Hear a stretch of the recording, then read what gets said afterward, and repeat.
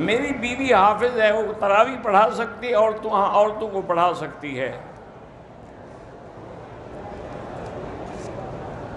اگر دانت میں کوئی ریشہ پھنسا ہے،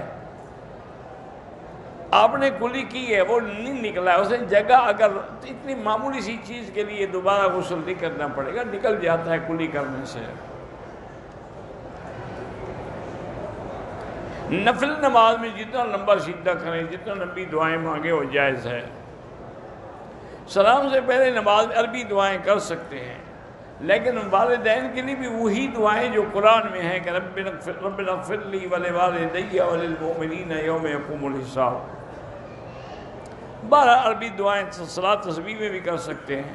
توبہ قبول ہونے کی علامت یہ ہے کہ آئندہ اس سے وہ گناہ نہ ہو، زمانہ ہے کہ توبہ قبول ہو گئی۔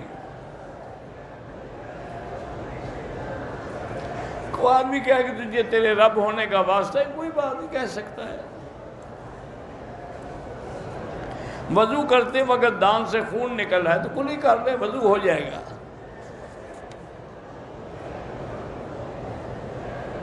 میرا 5 سال پہلے ایکسیڈنٹ ہوا تھا، اس کے اثرات کی وجہ سے جب سوتا ہوں تو مجھے جھٹکے لگتے ہیں، تو سورۃ الفاتحہ 7 دفعہ پڑھ کے خود پانی میں دم کر کے پیا کرو۔ میں نے نادانی میں ہاتھ کے اوپر انگریزوں کی طرح ٹیٹو بنوایا، اب بہتر ہے کہ مٹا دیں۔ نماز تو خیر ہو جائے گی لیکن اس کے باقی رہنا گناہ ہے۔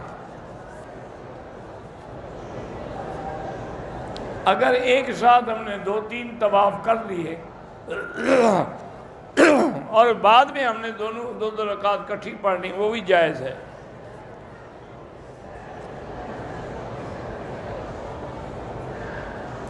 آج میں نے پہلی صف میں کھڑے ہونے کی کوشش کی تو مجھے وہاں نہیں کھڑا ہونے دیا، چونکہ عرب شیخ کھڑے ہوتے ہیں، وہ کسی اور کو کھڑا نہیں ہونے دیتے۔ حکم بھی یہی ہے حضور کا، لِيَلِيَنِي مِنْكُمْ أُولُو الْأَحْلَامِ وَالنُّهَىٰ، صف میں میرے قریب وہ کھڑے ہوں جو علم والے ہیں، فضل والے ہیں۔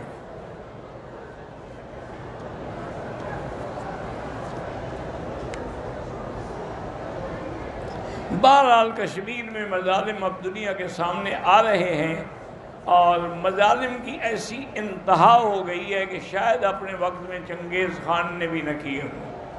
تو ان کے لیے ہم دعا کر سکتے ہیں، وہ مظلوم ہیں، اور سب سے پہلے تو ان مظلوموں کی خود دعا قبول ہوتی ہے۔ ان کو چاہیے کہ وہ اللہ کے آگے رو رو کے دعا کریں، اور مقبوضہ کشمیر میں جتنی مساجد ہیں، مدارس ہیں، ان میں دعائے قنوت نازلہ پڑھی جائے۔ میں عمرے کی غرض سے ابہا تا جدہ ہوائی سفر کے دوران میقات کے مقام پر عمرے کی نیت تو پڑھ لی، تلبیہ بھول گیا، 10 منٹ کے بعد تلبیہ پڑھا، کوئی کفارہ نہیں، آپ کو عمرہ ٹھیک ہے۔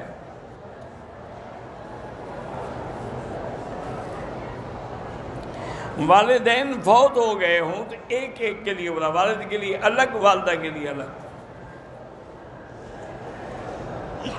میری والدہ زندہ ہے لیکن بیچاری استطاعت، ان کے لیے بھی عمرہ کر سکتے ہو۔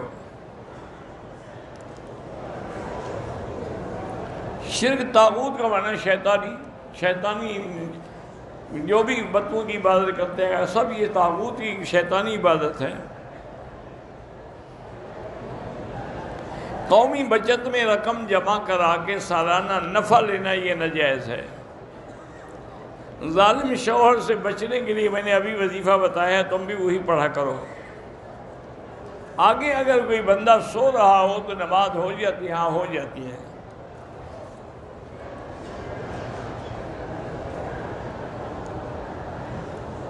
ہمارے اعمال ایسے پاک ہیں کہ ہم حضور کے لیے قربانی کرتے، عمل پاک ہوں یا نہ ہوں، گناہگار بھی کر سکتا ہے۔ یہ کیا ہے؟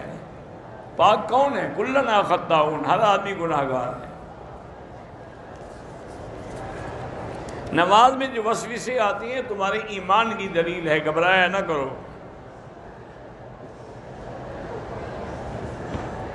خلوص اور نیک نیتی کے باوجود اگر کوئی دھوکہ دے، پہلی بات یہ کہ معاف کر دو اور اللہ تعالیٰ سے صبر کی توفیق مانگو۔ نفل نماز اگر بغیر عذر کے بیٹھ کے پڑھو گے تو آدھا ثواب ملے گا۔ ایک لڑکی کو طلاق ہو جائے، وہ عدت میں ہے، تو اس وقت آپ رشتہ نہ بھیجیں، عدت کے بعد ہی رشتہ بھیجیں۔ مسجد نبوی میں 40 نمازیں پڑھنا فضیلت ہے، ضروری نہیں، اگر کسی نے نہیں پڑھی تو زیارت ہو گئی۔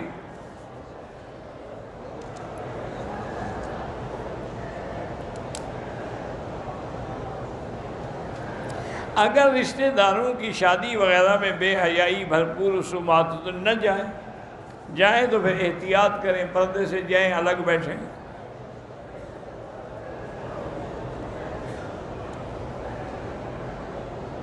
بہرحال اگر آپ نے پلاٹ خریدا، اس کو بیچ کے پھر گھر بنا لیا، اس پہ زکوٰۃ نہیں ہوتی۔ نماز کے سجدے میں اپنی زبان میں دعا نہیں کر سکتے۔ پاکستان میں جو بینک حساب میں زکوٰۃ کاٹ لیتے وہ ادا نہیں ہوتی، کیونکہ ایک تو پتہ ہی نہیں کہ اس پیسے پہ سال گزرا ہے کہ نہیں گزرا، دوسرا یہ بھی پتہ نہیں کہ انہوں نے مستحقین کو دی ہے کہ نہیں دی۔ وہ اکثر تو وہ دینے والے جو کلرک ہیں وہ کھا جاتے ہیں۔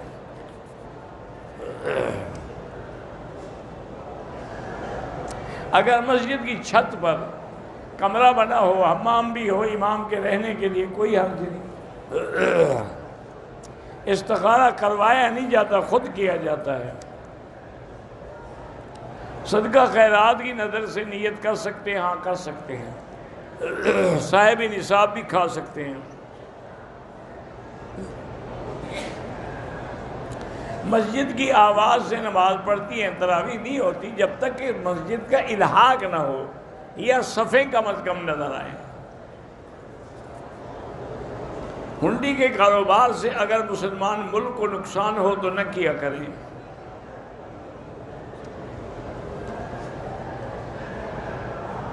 میں نے والد اور بہنوئی کو گھر لے کے دیا تھا، سب پیسے مشترکہ تھے، مگر والد صاحب کے نام کر دیا تھا۔ اب والد صاحب کہتے ہیں کہ گھر میرا ہے، چلو ان کو رہنے دو، جب مر جائیں گے خود بخود مل جائے گا، پھر میرا کہنے والا ہی نہیں رہے گا نا۔ خانہ کعبہ کی طرف بھی بے ادبی کی نیت سے پاؤں نہ کریں، مجبوری ہو تو کوئی حرج نہیں۔ میرا دل گھبراتا ہے تو آپ آخری صورتیں پڑھ کے دم کیا کریں۔ میرے اوپر جھوٹا مقدمہ ہے تو حسبنا اللہ و نعم الوکیل زیادہ سے زیادہ پڑھو۔ ہماری جو نمازیں فوت ہو گئی ہیں وہ توبہ کریں اور پھر پڑھتے بھی رہیں۔ نماز جنازہ پڑھا جائے تو امام کے لیے کیا حکم، امام بھی جنازہ پڑھے گا اور کیا کرے گا۔